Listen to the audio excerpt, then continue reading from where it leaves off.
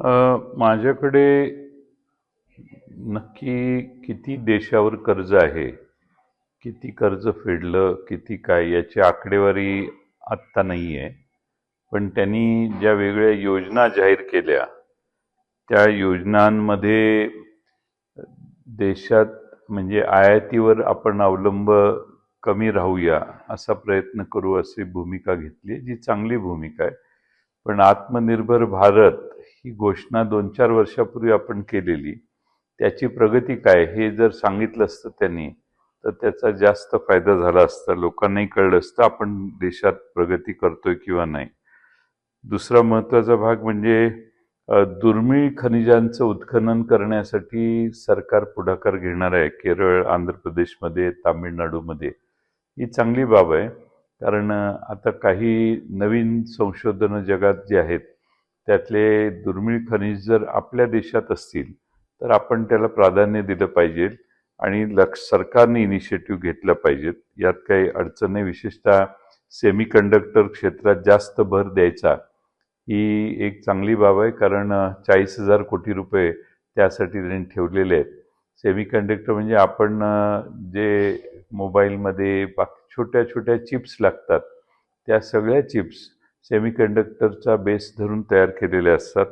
त्यामुळं ती एक चांगली बाब आहे. पण 40,000 कोटी रुपये पूर्ण हे त्या क्षेत्रात कमी आहे. 2-3 लाख कोटी रुपये तरी किमान ठेवले असते तर देशामध्ये वेगवेगळ्या भागात आता तैवानसारखा देश प्रचंड याच्यात गुंतवणूक करून जगात 1 नंबरचा झालेला आहे. आपण अजून त्याच्यात फारसं लक्ष दिलेलं नाही. त्याचबरोबर आपल्याकडे त्यांची जी भूमिका आहे त्यात 5 लाखापेक्षा जास्त लोकसंख्येच्या शहरासाठी पायाभूत सुविधा वाढवू अशी भूमिका ठेवली आहे.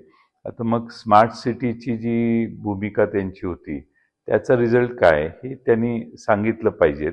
म्हणजे मग 5 लाखाच्या वरच्या लोकसंख्येच्या शहरांना पायाभूत सुविधांसाठी ते काय नवं करणार हे कळणं जास्त आवश्यक आहे. पण एक बरी गोष्ट आहे की 12 लाख कोटी रुपये शहर विकासासाठी वापरायचं असं त्यांनी ठरवलेलं आहे. दुसरा महत्त्वाचा भाग म्हणजे पर्यटन वाढीसाठी अनेक योजना त्यांनी जाहीर केलेल्या आहेत. पुणे, हैदराबाद, दिल्ली, वाराणसी रेड कॉरिडॉर तयार करणार सांगितले. Mumbai Pune high speed rail corridor तयार करणार म्हणजे मुंबई पुण्यातल्या रेल्वेची स्पीड वाढवणार किंवा नवीन ट्रॅक टाकून हायस्पीड ट्रेन तिथं करणार किंवा देशाच्या अन्य भागातही त्यांनी केलेलं आहे तसं. त्याचबरोबर आपल्या देशामध्ये सेमीकंडक्टर मिशन सुरू करण्याची योजना सरकार करणार आहे अशी घोषणा त्यांनी केलेली आहे. ही चांगली बाब आहे. पण पैसे कमी आहेत. ते 40,000 कोटी रुपयांनी काही होत नाही. कारण ती इंडस्ट्री अशी आहे की प्रचंड गुंतवणूक त्यात करावी लागते. दुसरे देश हे सगळ्या गोष्टी त्यांना फ्री देतात. या करा, आमच्याकडे गुंतवणूक करा असं सांगतायत. आणि त्यासाठी सरकारने पुढाकार जास्त घेणं आवश्यक आहे. पर्यटन स्थळावर जास्त भर दिसतोय. पर्यटन स्थळांची सुधारणा करणं, उभा करण्यासाठी त्यांचा प्रयत्न दिसतोय. शेतकऱ्यांचं उत्पादन वाढवण्यावर भर. पण शेतकऱ्यांना काही विशेष पॅकेज किंवा उत्पादन कसं वाढवणार यावर मला माहीत नाही की त्यांनी विशेष डिटेलमध्ये काही उल्लेख केले आहे का. पण बुलेट पॉईंट्समध्ये तर उत्पादनावर भर होता. उत्पादन 22 सालीच आपण डबल करणार होतो. ते जरा रिव्हर्स झालेलं आहे. तर त्याचाही आढावा अर्थसंकल्पात अर्थमंत्र्यांनी घेणं आवश्यक आहे. जे बऱ्याच ठिकाणी आता 5 विद्यापीठ टाउनशिप उभारणार इंडस्ट्रियल कॉरिडॉरमध्ये असं त्यांनी सांगितलं. एक चांगली कल्पना आहे. पण यासाठी किती गुंतवणूक करणार याचं स्पष्टीकरण झालं असतं तर बरं झालं असतं. बऱ्याच अशा गोष्टी आहेत की लहान लहान प्रोव्हिजन्स त्यांनी केल्या आहेत. मंदिरासाठी 5,000 कोटींची तरतूद असा उल्लेख आहे.